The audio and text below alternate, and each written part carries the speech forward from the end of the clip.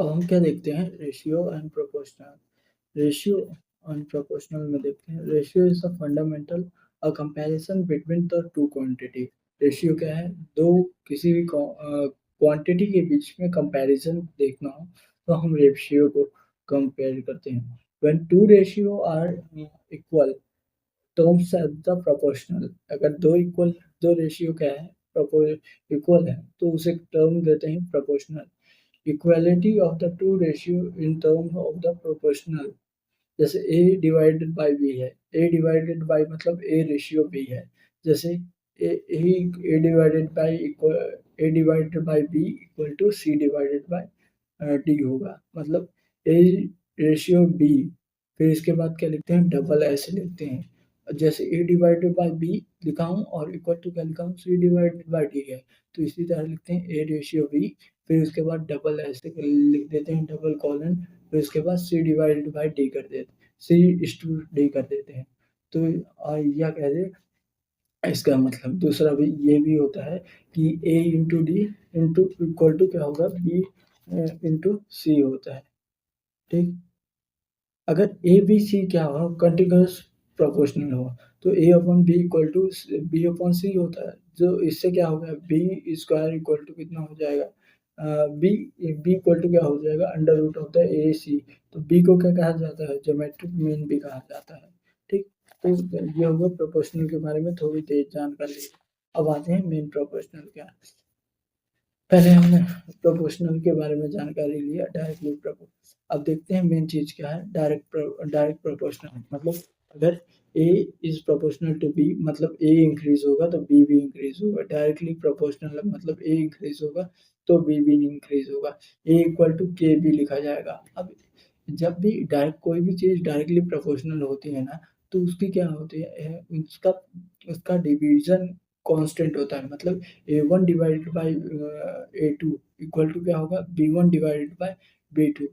या ये कह दे A one divided by B one equal to क्या होगा, A two divided by B two. ये क्या रहेगा, कांस्टेंट रहेगा, उनका डिवीजन क्या रहेगा, कांस्टेंट रहेगा। ठीक, ये यूनिटरी मेथड को फॉलो करते हैं। मतलब कि अगर 10 एप्पल 10 रुपए के मिल रहे हैं, तो इसको ये यूनिटरी मेथड को फॉलो करते हैं। मतलब एक एप्पल कितने रुपए का मिलेगा, 1 रुपए का मिलेगा। और इसका ग्राफिकल रिप्रेजेंटेशन करें तो y equal to M X होगा, जो कि एक ऐसी लाइन जो कि सेंटर से पास होती हो। जैसे A is directly proportional to C. Apple quantity is proportional to cost of the apple. जितने कॉस्ट का एप्पल होगी उतने का ही वो होगा। तो ये हो गया डायरेक्टली प्रोपोर्शनल। तीन चीज ध्यान रखना क्या, कि इनका प्रोडक्ट, इनका डिवीजन क्या होता है, कांस्टेंट होता है, यूनिटरी मेथड को फॉलो करती है और इनका ग्राफ जो बनता है वो सेंटर से पास होते हुए बनता है।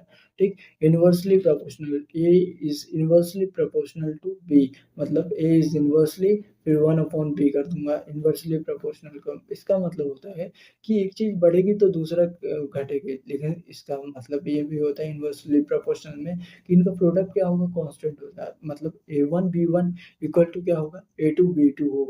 और ये यूनिटरी मेथड को नहीं फॉलो करेगी। ये पॉइंट याद रखना कि this one is not follow the unitary method. और इनका ग्राफ जो बनेगा, एक्स वाई इक्वल टू क्या बनेगा, कांस्टेंट। मतलब एक ऐसे, और ये कर्व ऊपर जाएगा, एक कर्व नीचे आएगा, लेकिन ये सेंटर को टच नहीं होगा। अगर ये निगेटिव हुआ तो y को भी निगेटिव होना पड़ेगा, x पॉजिटिव है तो y को भी पॉजिटिव होना पड़ेगा। अब देखो, हमें फाइंड करना पड़ता है रिलेशन हर किसी का किसके साथ कैसा है। Which of the following relationship between man and date, मनुष्य और डेट का रिलेशन किस तरह है। तो देख, अगर एक इंसान है तो वो क्या करेगा, लंबा समय लेगा काम करने के लिए। अगर मान ले 50 लोग हैं तो वो काम हो सकता है 2 दिन 2-3 घंटे में खत्म हो जाए। तो ऐसे इसका ग्राफिकल कैसे बनेगा, एक ऊपर को ऐसे स्लोप बनेगी, ऐसे बस ये ऐसे। ठीक, और कोऑर्डिनेट 1 में। ठीक, अब इसका एक एग्जांपल भी देख लेता हूँ। 30 क्या है, 30 मैन जो है वो 180 दिन में काम को क्या करते हैं, खत्म करते हैं। अगर इंसान 10 हो जाए तो कितने दिन में काम को खत्म करेंगे। तो देख, 30 डिवाइड बाई 30 से कितने हो गए, 10 हो गए, 1/3 हो गया।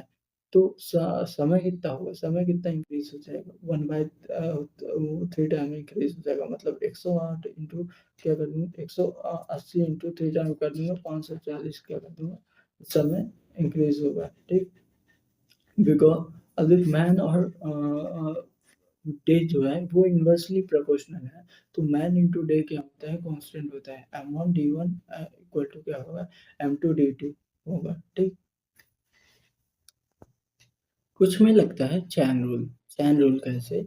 कि कुछ चीज़ें क्या होती हैं डायरेक्टली प्रोपोर्शनल होती हैं और कुछ चीज़ें इन्वर्सली प्रोपोर्शनल होती हैं। जैसे when some quantity is directly proportional and another is inversely proportional we use the chain rule मतलब इन्वर्सली प्रोपोर्शनल होंगी तो उनका प्रोडक्ट कांस्टेंट होगा और डायरेक्टली प्रोपोर्शनल होंगी तो रेशियो क्या होगा? कांस्टेंट होगा।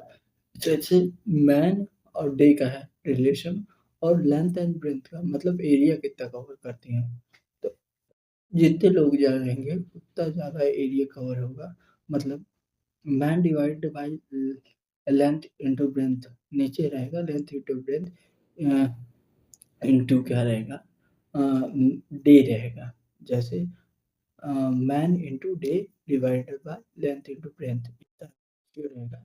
यही दूसरे का भी कंपेयर करेंगे, इनमें से कोई क्वांटिटी नहीं अवेलेबल है तो उसको रख देंगे। इसी तरह अगर किसी भी मनी को देखते हैं, पैसे को देखते हैं, प्रॉफिट को, तो जितना profit is directly proportional to investing जितना इन्वेस्ट करोगे उतना ज़्यादा प्रॉफिट मिलेगा और जितने टाइम के लिए इन्वेस्ट करोगे तो उतना ज़्यादा प्रॉफिट मिलेगा। तो इस तरह से 2 क्वेश्चन को रेशियो इस तरह से खत्म मेन क्या टॉपिक है ये देखना है मुझे कि रेशियो में जो प्रोपोर्शनल होता है उसका डिवाइज़र कांस्टेंट होता है और क्या होता है यूनिटरी मेथड फॉलो करता है और इसका ग्राफ सेंटर से पास होता है। यूनिवर्सली प्रोपोर्शनल क्या करता है यूनिटरी मेथड को ही फॉलो करता है, इसका प्रोडक्ट कांस्टेंट होता है और क्या होता है इसका ग्राफ सेंटर से नहीं जाता है। फिर वर्क और इसका तीसरा पॉइंट है वर्क और डे जो होते हैं मैन और डे इनका क्या होता है इन्वर्सली प्रोपोर्शनल होते हैं और चौथा पॉइंट ये है कि अगर कोई चैन रूल कि अगर कोई डायरेक्टली प्रोपोर्शनल है और कोई इन्वर्सली प्रोपोर्शनल है तो उसका डायरेक्टली प्रोपोर्शनल वाले का divisor constant into inversely proportional करके दूसरे की वैल्यू निकाल सकते हैं और कॉमन सेंस लगा के डायरेक्टली प्रोपोर्शनल है या इन्वर्सली प्रोपोर्शनल है ये भी फाइंड कर सकते हैं।